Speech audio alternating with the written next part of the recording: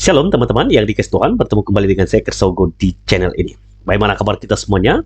Semoga kita tetap sehat-sehat saja. Amin. Ada satu cuplikan video dari seorang mu'alaf yang baru-baru ini diupload di media sosial. Dan biasanya teman-teman, kalau pihak sebelah kita, kalau mempublish para mu'alaf, pasti argumentasinya itu kalau orang cerdas pasti mu'alaf. Dan setelah saya ikuti dan saya mendengarkan, apakah betul bahwa yang mu'alaf ini orang cerdas? Nah, saya dengarlah cuplikan video tersebut. Dan setelah saya mendengar beberapa kalimat dan dia mengutip ayat Alkitab, dan saya langsung simpulkan, ini betul-betul bukan orang cerdas. Kenapa saya katakan demikian? Karena apa yang dia sampaikan itu tidak seperti apa yang tertulis di dalam Alkitab. Bahkan kutip nama Alkitab saja salah, pasalnya salah, ayatnya salah, bahkan isinya juga salah. Bagaimana mungkin dikatakan cerdas? Nah, ini jadi pertanyaan besar. Oke, tanpa lama-lama lagi teman-teman, kita akan dengarkan cuplikan videonya. Setelah itu kita tanggapi, luruskan, supaya tidak banyak kesalahpahaman. Mari kita saksikan video berikut ini. Itulah membuat hati saya tenang itu, mendengar suara azan kayaknya enak, mendengar suara sholawat enak. Saya juga nggak tahu, semuanya itu berjalan aja, ngalir aja. Oke, ngalir aja.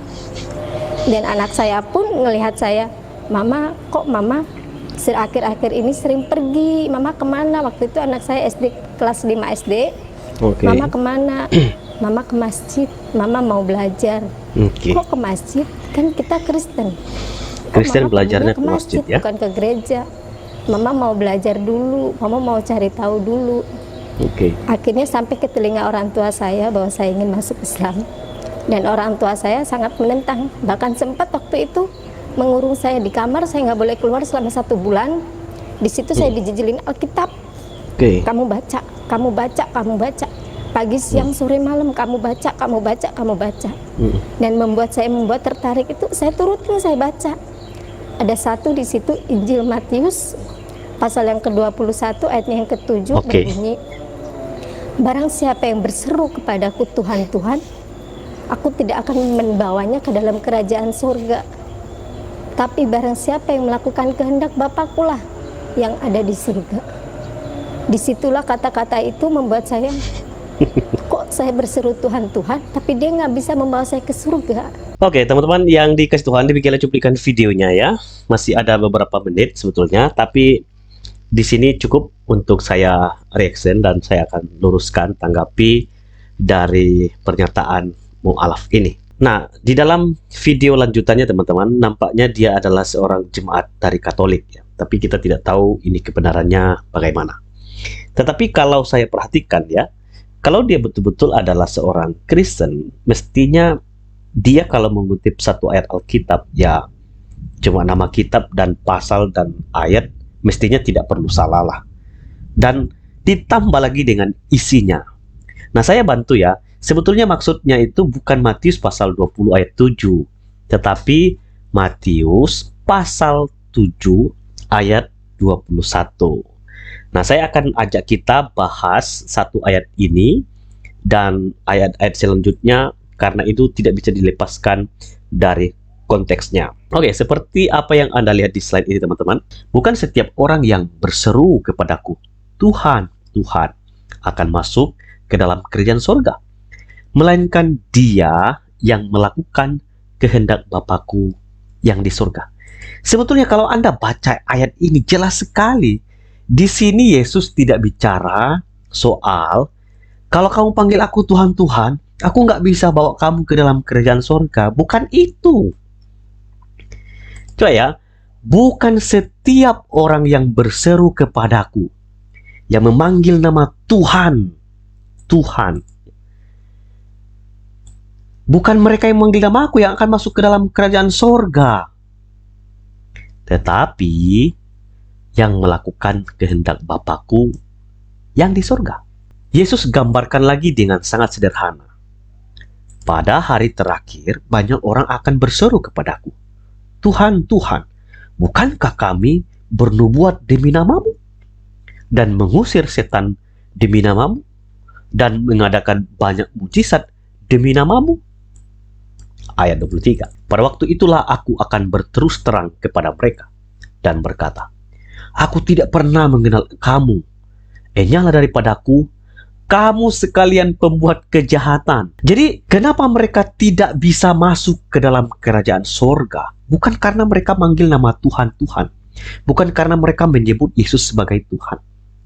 Tetapi Yesus katakan, yang bisa masuk ke dalam kerajaan sorga itu adalah mereka yang taat, melakukan kehendak Bapa di surga. Dan alasan mereka tidak masuk ke dalam kerajaan sorga adalah, di sini Yesus sudah menjelaskan, karena mereka sebetulnya bukan sedang melayani Tuhan, tapi mereka adalah orang-orang berdosa yang berbuat jahat.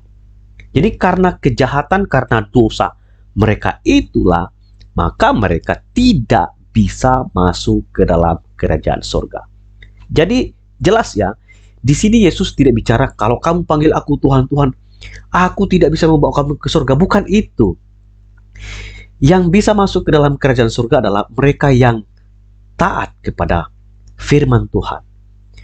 Walaupun engkau melayani Tuhan, di sini katakan mengusir setan, bahkan berbunuh buat demi nama Yesus, dan mengadakan berbagai mujizat. Yesus bilang, aku tidak kenal kamu. Kenapa? Karena kamu ini jahat. Jadi ini satu peringatan ya, kita melayani Tuhan, kita menyembah Tuhan, memuji Tuhan, bahkan beribadah setiap minggu ya. Tapi kalau kita adalah orang yang terus mendukakan hati Tuhan dengan berbuat jahat, kita adalah orang yang masuk dalam bagian ini. Kita nggak mungkin berkenan kepada Tuhan. Jadi di sini tidak bicara soal Yesus menolak dirinya dipanggil Tuhan. Tidak. Tapi yang membuat orang tidak bisa masuk dalam kerajaan surga itu adalah karena perbuatannya yang jahat. Jadi karena dosa, manusia tidak mungkin berkenan kepada Allah. Nah, ini penting. Saya singgung sedikit soal waktu Yesus memberitahukan. Yesus datang bukan untuk mencari orang benar, tetapi mencari orang sakit, orang berdosa. Karena itu, dalam kitab Roma menjelaskan dengan sangat detail. Tidak ada seorang pun yang mencari Allah, kecuali Allah yang mencari manusia. Tidak ada seorang pun yang benar kecuali Allah. Dan karena itu Roma 3 ayat 23, semua orang telah berbuat dosa dan telah kehilangan kemuliaan Allah. Nah, semua orang harus sadar bahwa dia adalah orang berdosa. Semua orang harus sadar bahwa kita butuh kasih karunia Tuhan. Jadi Yesus datang hanya kepada mereka yang sadar bahwa dirinya adalah orang yang berdosa. Nah, ayat tersebut teman-teman, kalau kita gambarkan, mereka menganggap kami sudah melayani Tuhan. Apa yang kami kerjakan itu kelihatannya benar ya. Tapi Tuhan tahu. Tuhan bilang, tidak. Kamu sebetulnya tidak melayani aku. Tetapi kamu semua itu adalah orang yang hidup dalam kejahatan. Dan mereka menganggap diri mereka benar. Dan Tuhan tahu. Karena itu Yesus mencari orang yang sakit. Orang yang berdosa. Maka kalau saya sadar, saya adalah orang berdosa yang perlu dikasihani Tuhan. Tuhan Yesus datang mengasihi saya. Karena kesadaran akan keberdosaan saya membuat Tuhan mau menyelamatkan saya. Karena itu saudara sekalian, kita tidak mungkin diampuni dosanya. Karena kalau kita tidak percaya kepada Tuhan Yesus Kristus. Tanpa pertumpahan darah, dalam kitab Ibrani katakan, tidak akan ada pengampunan dosa. Yesus Kristus sudah menyediakan keselamatan melalui pengorbanannya di atas kayu salib. Karena itu, kalau engkau percaya kepadanya, maka akan ada sukacita besar di surga. Engkau bertobat menerima Yesus Kristus sebagai Tuhan dan Juru Selamatmu, maka akan ada sukacita besar. Engkau akan diselamatkan dan akan hidup kekal, bahagia bersama Bapa di surga, di dalam kekekalan. Kiranya video ini boleh menjadi berkat dan banyak orang Kristen tetap ikut setia kepada Tuhan dan jadilah saksi bagi Kristus supaya namanya dimuliakan. Amin.